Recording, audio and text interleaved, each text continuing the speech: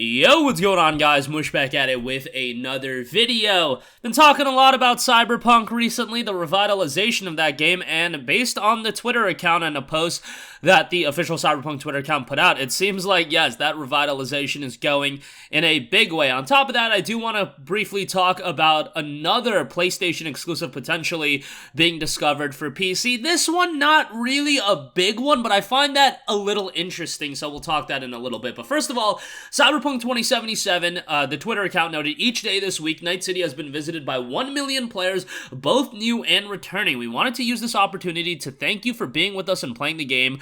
Thanks.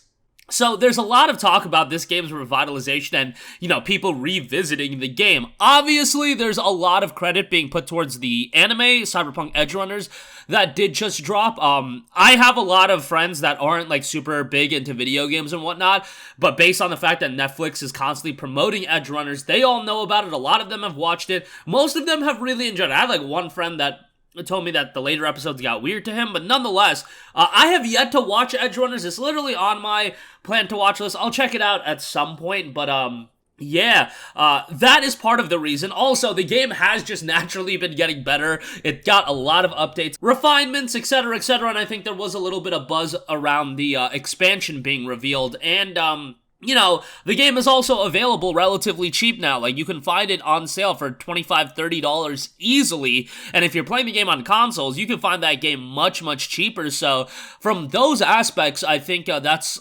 all of those reasons are part of the reason as to why there is this revitalization. I think everything coming together and Edgerunners coming out and being received incredibly well, I do believe that is the biggest reason, because this is not the first time this has happened with a CDPR title. It literally happened with The Witcher, and now it's happening again with Cyberpunk 2077, so it seems like, solid relationship between CDPR and Netflix as far as promoting their IPs, and it's worked out for them both times, where both of, the TV show didn't do anything for me, but I'm not, that big into TV shows anyway, but, it was generally a pretty popular show, and received fairly well, and then Edgerunners has been really, really received well, so good to see all of that work out. Would I say to spend full price on Cyberpunk 2077? No. Am I going to say the game's a 10 out of 10, a 9 out of 10? No. And in fact, leading up to the release of Cyberpunk 2077, I was one of the people that got very skeptical about the game,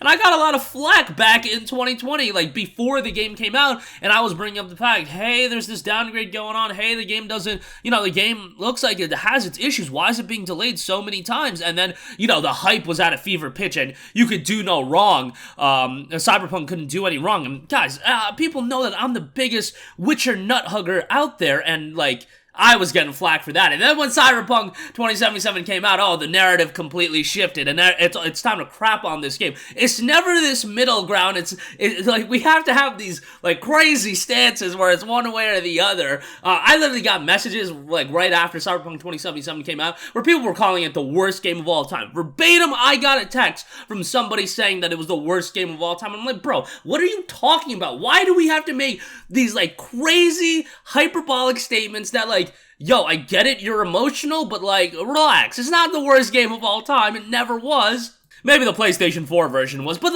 then again, freaking Rogue Warrior exists. Bro, chill the F out.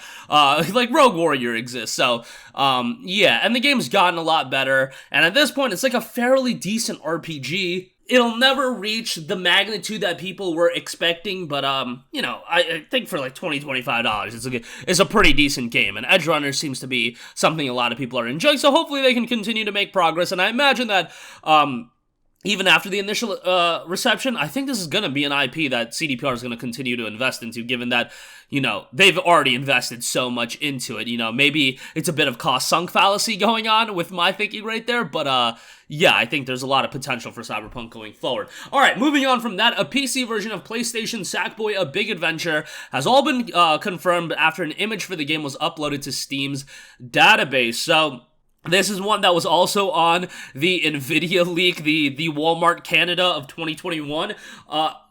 This one's going to be a really interesting one, because if you look at every PlayStation exclusive that has come to PC so far, Horizon, God of War, Spider-Man, to a lesser extent, Days Gone, they are fairly well-known games. And yes, Sackboy is a notable, like, mascot for PlayStation. Was Sackboy a big adventure?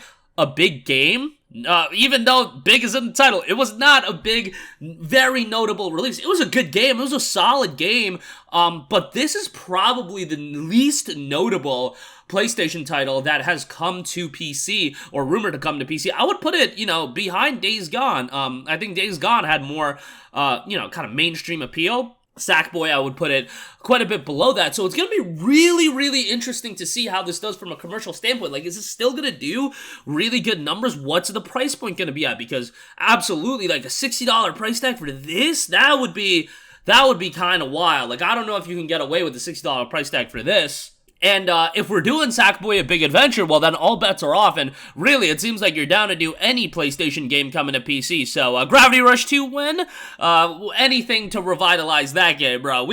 Screw revitalizing Cyberpunk 2077, let's revitalize Gravity Rush. More people need to play Gravity Rush, but yeah, like, if we're getting Sackboy A Big Adventure, like, please, let there be some hope in this world. Let there be some justice for games that did not get the love that they deserve. And let's get Gravity Rush Remastered and Gravity Rush 2 on PC. Because I think those games would do a Valkyria Chronicles on PC where the initial release, not that well received.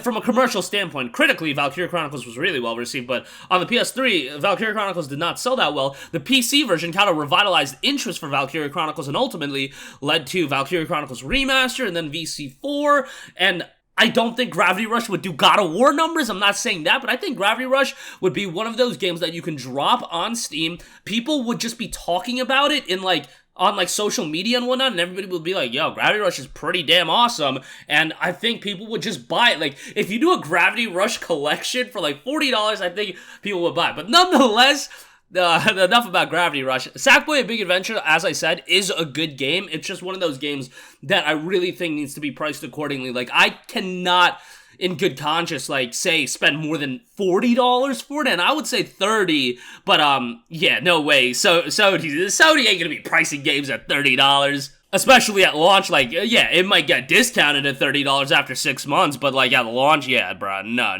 they're not gonna price it at $30. They want that money, so, yeah, they're pricing Spider-Man at $60. Sackboy's gonna be at least $40, probably $50. I would probably say it's gonna be a $50 title, but we just got a teaser trailer for Miles Morales coming to PC as well. Uncharted is next month. Returnal is right around the corner, you would think. Then Sackboy as well. Ghost of Tsushima rumored for 2023. Yeah, there's going to be a lot of stuff coming to PC. Hopefully, we get that Horizon Forbidden West and we get Ratchet and Clank Rift Apart. Those two would be very, very big releases on PC as well. But that's going to do it for me. Cyberpunk 2077 continue to gain traction in Steam on all platforms after the release of Edge Runners, and Sackboy A Big Adventure on PC. Looks like that's going to be coming to fruition. I would imagine that's going to be an early 2023 title. That's going to do it for me. Let me know all your thoughts in the comment section down below, and I will catch you guys in the next one. Peace out. Hey, what's going on, guys? Mush here again. Hope you enjoyed the video. As you guys might know, YouTube's notification system is sometimes a little bit wonky, even if you're subscribed to the channel. Maybe you're not abundantly aware that I uploaded a video. To remedy that situation, make sure you hit the bell notification button. This way, whenever I upload a new video, and I try to upload as consistently as possible, you will be notified directly of the upload, and you can watch it as soon as it goes live. I would really appreciate if you guys hit that button so you can stay up to date with all of the content I'm posting. But as always, guys, thanks for watching, and I'll catch you guys in the next one. Peace out.